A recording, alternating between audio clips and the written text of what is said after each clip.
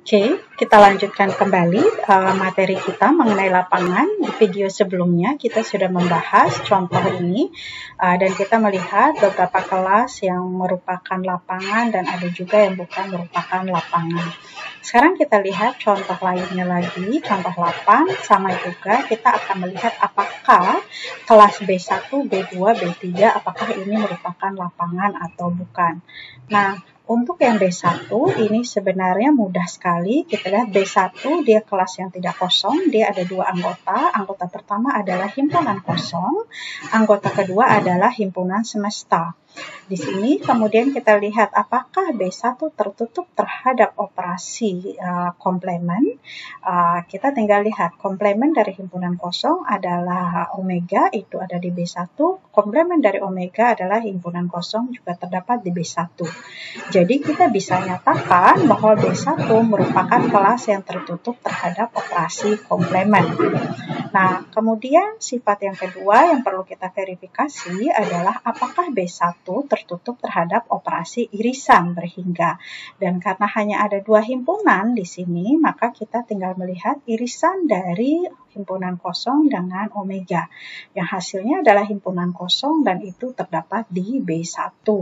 Jadi kita bisa nyatakan bahwa karena B1 merupakan kelas yang tidak kosong dan tertutup terhadap operasi irisan maupun komplement, maka pada contoh ini B1 merupakan suatu lapangan.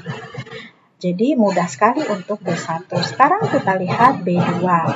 B2 memiliki 3 anggota. Anggota pertama adalah himpunan kosong, anggota kedua adalah himpunan bilangan ganjil, anggota ketiga adalah seluruh ruang sampel. Nah, apakah karena dia B2 jelas dia suatu kelas yang tidak kosong. Masalahnya, apakah B2 merupakan kelas yang tertutup terhadap operasi komplement? Kalau kita lihat, komplement dari himpunan kosong adalah omega, demikian juga sebaliknya, dan itu terdapat di B2. Tapi komplement dari himpunan 1, 3, 5, dan seterusnya, kalau kita lihat himpunan semestanya adalah omega, berarti komplement dari ganjil di sini adalah harusnya himpunan bilangan genap, yaitu 2, 4, 6, dan seterusnya. Di sini kita lihat bahwa komplement dari himpunan ini tidak terdapat di kelas B2. Artinya B2 tidak tertutup terhadap operasi komplement. Karena sudah tidak memenuhi sifat tersebut, maka kita tidak perlu lagi mengecek apakah dia tertutup terhadap operasi irisan berhingga atau tidak. Karena sudah ada salah satu syarat yang tidak terpenuhi. Sehingga kita bisa nyatakan bahwa B2 bukan merupakan lapangan. Nah, bagaimana dengan B3? Kalau kita lihat tadi, komplementnya tertutup atau tidak terhadap operasi komplement. Komplement dari kosong adalah omega, komplement dari omega adalah kosong.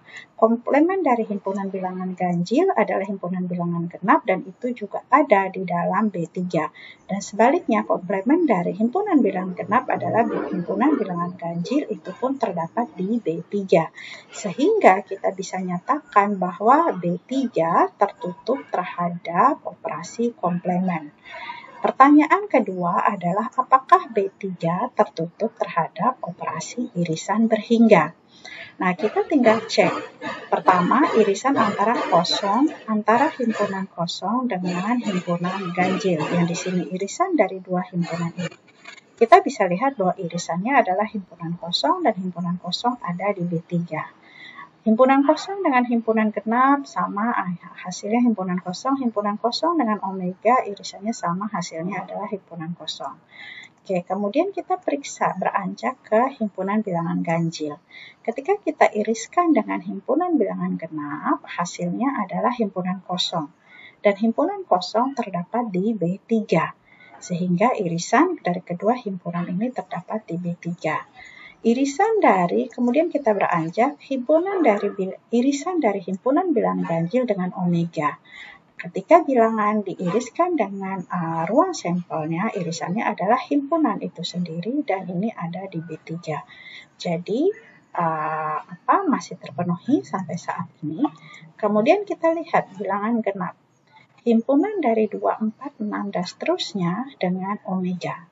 Kita tadi bekerja sistematis ya dari kiri ke kanan, jadi tidak perlu lagi kita mencari himpunan 2, 4, 6, dan seterusnya dengan 1, 3, 5 karena tadi sudah dilakukan ketika kita memperhatikan himpunan ganjil. Jadi irisan dari 2, 4, 6, dan seterusnya dengan omega adalah himpunan bilangan genap itu sendiri dan itu ada di B3. Jadi di sini kita bisa melihat bahwa setiap kemungkinan kombinasi dua himpunan irisannya selalu ada di B3. Maka kita nyatakan bahwa B3 tertutup terhadap operasi irisan. Jadi tadi kita sudah menunjukkan bahwa B3 adalah suatu kelas yang tidak kosong, tertutup terhadap operasi komplement, dan tertutup terhadap operasi irisan, maka B3 merupakan lapangan.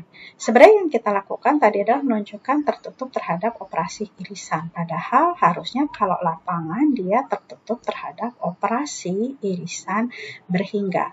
Tapi kita menggunakan kenyataan bahwa jika dia tertutup terhadap untuk menunjukkan tertutup terhadap sebanyak hingga operasi, kita cukup membuktikan tertutup pada dua himpunan sembarang. Itu yang kita lakukan di sini tadi dengan menunjukkan terhadap sembarang dua himpunan berlaku sifat tertutup terhadap operasi irisan, maka kita bisa menyatakan bahwa kelas ini tertutup terhadap operasi irisan berhingga, sehingga kita bisa simpulkan bahwa B3 merupakan lapangan.